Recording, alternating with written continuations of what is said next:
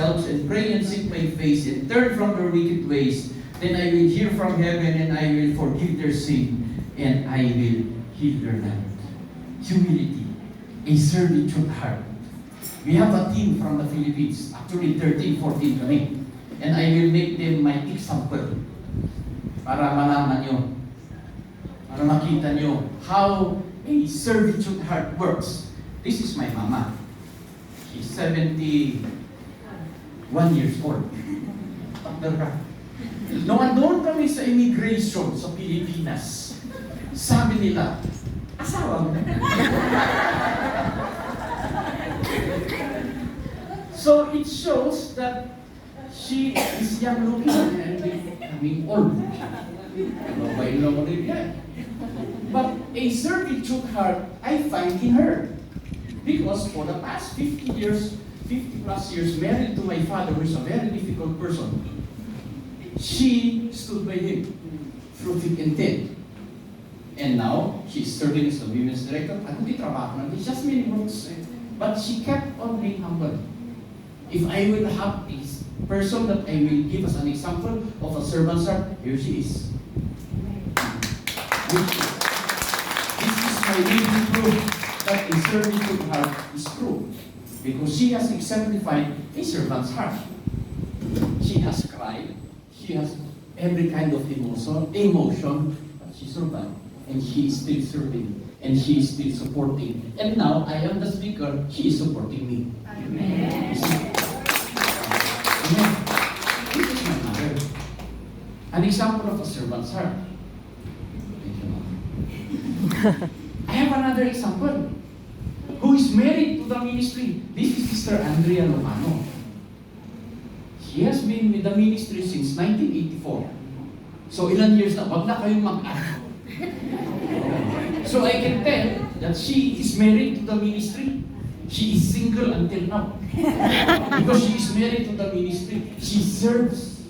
She could have gone already. She could go abroad or whatever. Agumot ka po ng paano ko makikuha, but she stayed in the ministry.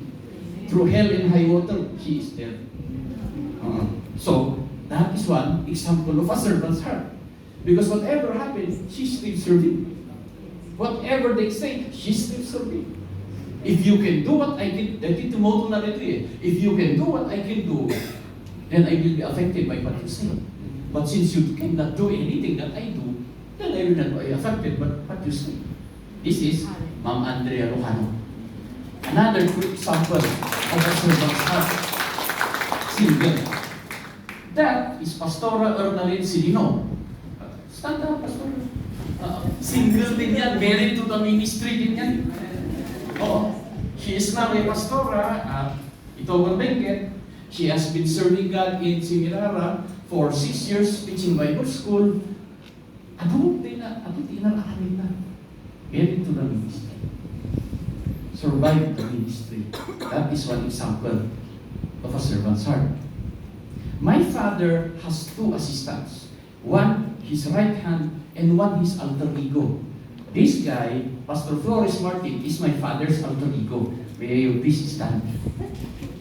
He is also one of the examples of a servant's heart.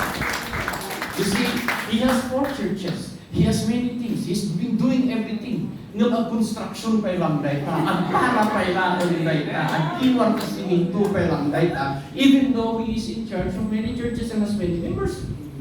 So if you're looking for another example of a servant's heart, this is Pastor Flores Martin, our most eligible bachelor. I don't know if he will be married to the ministry, but he is still single also. You see, and I am proud to say that he is my father's alter ego. My father said that if I send him, it's like I am there. O diba? That is the gift my father gave him. So, I want to introduce to you Pastor Flores Martin. Baka mapursalalaan yung pag-speaker naman This is Auntie Gabina, a very humble person, a silent millionaire, but she is very simple, very humble. Hanong nga amuan na baknang. Well, because numangantay kong nagtakar ko kahit na yung karinderyan na kahit yung fancy restaurant but she is serving in her own capability and capacity. She doesn't like publicity. So ano kitang katanawan nga may Facebook na karamihan na. But actually, she's giving there, she's helping here, she is like that. But do you see her in social media? No. She's not being praised in social media because she's a simple person, just doing her part for the Lord's service. That is servitude. That is a servant's heart. Amen. Amen. Baka nalibatan. This is Sister Apple Palitayan. Palitayan. Please stand up for that person. One of the intercessors in the church. She is also the thunder and lightning of our ministry. Thunder and lightning. Because she is serving Hamri Batak.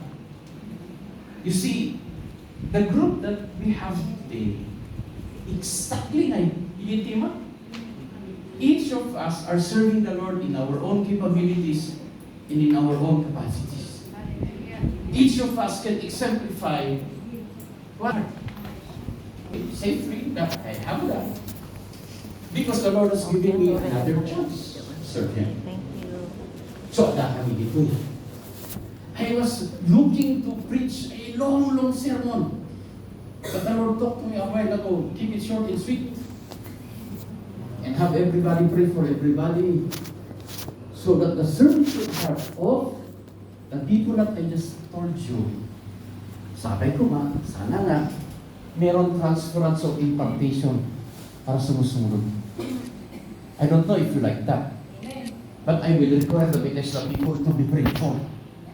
Because sometimes we do the pray over. But in the Bible, the specific word or words sa Bible, hindi po pray over. Lay your hands. Kaya sa ating mga ministro, huwag po tayong madamot sa ating mga kamay. Kawan nag-imin na pastor. When you pray, and if you are able, lay your hands.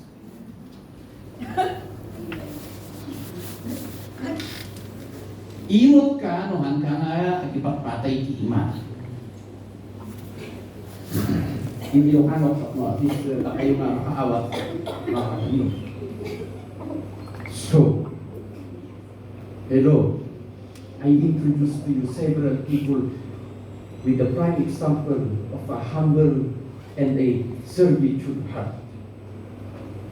Can I continue for a few more minutes? Okay, thank you for the 3 people that say amen. A servitude heart is a heart that has elevation. After humility, elevation. Lahat tayo, hindi tayo palaging Joshua.